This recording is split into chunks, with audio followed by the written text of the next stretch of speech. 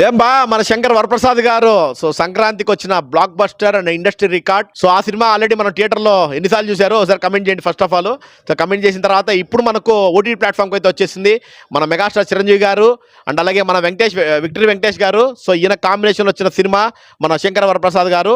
So ఆ శంకర్ వరప్రసాద్ గారి cinema వచ్చి మనకు Anil Ravipudi the most waiting and craziest director అని చెప్పొచ్చు మన టాలీవుడ్లో. అంటే ఎంటర్టైన్మెంట్ సినిమాల్ని ఇవ్వగలిగే డైరెక్టర్ ఒకతనే ఉన్నాడు ఇప్పుడు చెప్పాలంటే ఈ జనరేషన్కి.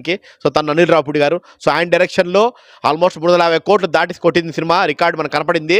సంక్రాంతికి వస్తున్నాం, లాస్ట్ ఇయర్ వచ్చింది అది ఆయన రికార్డే, మళ్ళీ ఇప్పుడు వచ్చింది అదే ఆయన రికార్డే. సో మన ఫ్యామిలీ ఆడియన్స్ సో ఏంటి ప్రూవ్ చేశారు అంటే ఎంటర్టైన్మెంట్ సినిమా తీస్తే ఎలా ఉంటుంది అనే దానికి నిదర్శనమే మన శంకర్ వరప్రసాద్ గారు. సో ఈ సినిమా మ్యూజిక్ బీమ్స్ అన్న చూశారు, మన హుక్ స్టెప్ కానీ, సో మన వెంకీ సాంగ్ కానీ, పొంగల్ సాంగ్ కానీ అన్ని సూపర్ అదిరిపినాయి అనమాట.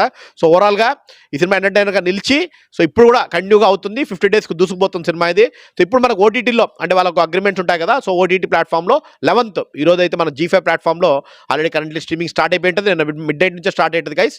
సో ఎవరైనా వాచ్ చేసినా వాచ్ చేయకపోయినా ఎంటర్టైన్మెంట్ ఎక్స్పెక్ట్ చేసే వాళ్ళు ఖచ్చితంగా ఫ్యామిలీ ఎంటర్టైన్మెంట్ సినిమా ఇది. సో ఒకసారి అయితే ట్రై చేయండి గైస్ G5లో. దట్స్ శంకర్ వరప్రసాద్ గారు ఇన్ ఓటీటీ.